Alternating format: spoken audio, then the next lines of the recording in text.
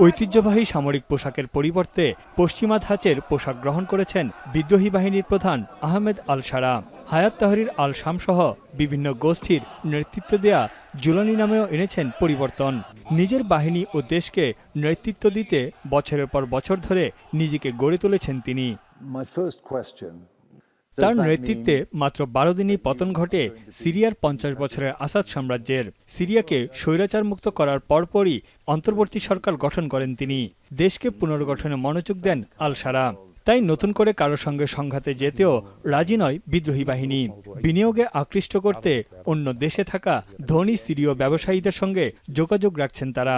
অর্থনৈতিক ও রাজনৈতিক পুনর্গঠনের মাধ্যমে আশ্বস্ত করছেন দেশের মানুষকে।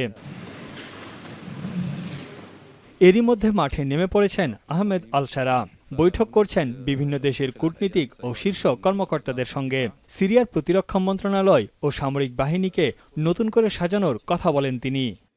نحن لن نسمح على الإطلاق بأن يكون هناك سلاح خارج الدولة سواء من الفصائل الثورية أو من الفصائل المتواجدة في منطقة قسد.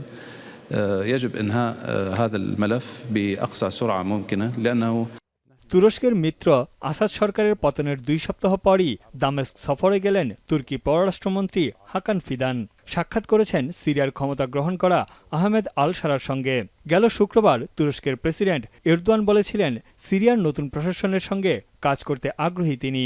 এরই ধারাবাহিকতায় সিরিয়ায় কুর্দি মিলিশিয়াদের ভবিষ্যৎ কি হবে তা নিয়ে আলোচনা করতে দামেস্ক সফরে যান তুর্কি পররাষ্ট্রমন্ত্রী। সিরিয়ার নতুন শাসক আল শারার সঙ্গে বৈঠকের পর তুর্কি পররাষ্ট্রমন্ত্রী জানান কুর্দি মিলিশিয়ারা ভবিষ্যতে সিরিয়ায় থাকবে না। এছাড়া সিরিয়ার উপর থেকে আন্তর্জাতিক সব নিষেধাজ্ঞা তুলে নেওয়ার আহ্বান জানান। Dram olmadan YPG'nin de önümüzdeki süreçte Suriye'nin ulusal bütünlüğünü tehdit etmeyen bir noktaya gelmesi gerekiyor. Oradaki Kürt kardeşlerimizin kendi hayatlarından লেবাননের জাতিগত গোষ্ঠীর ড্রুজ নেতা ওয়ালিদ জামব্লাটের সঙ্গে সাক্ষাৎ করেছেন আহমেদ আল শারা। সাম্প্রদায়িকতাকে সিরিয়া থেকে দূরে রেখে নতুন যুগের সূচনা করতে একমত হন দুই নেতা। جينا نهني الشعب السوري بأسره من أقصاه لأقصاه. جينا وسمعتنا وهلك صفحة الأمل والحرية تشرق على كل الشعب السوري وأيضا من خلاله على لبنان. এদিকে আসাদের আমলে গুম হওয়া ব্যক্তিদের খুঁজতে দেয়ালে দেয়ালে পোস্টার টানাচ্ছেন স্বজনেরা, যেখানে যুক্ত করা আছে ফোন নাম্বার ও ঠিকানা। جاب لها الصور كل نهار وأرجو بلشي اتصال بلشي شوفه بلشي حدا يذكر. شافوا طلع من السجن وشفناه عبر الفيديوهات بس اليوم مش ملاقينه لأنه هو فقد عقله وكان هو معلم ومثقف وكل شيء ما ناقصه أي شيء.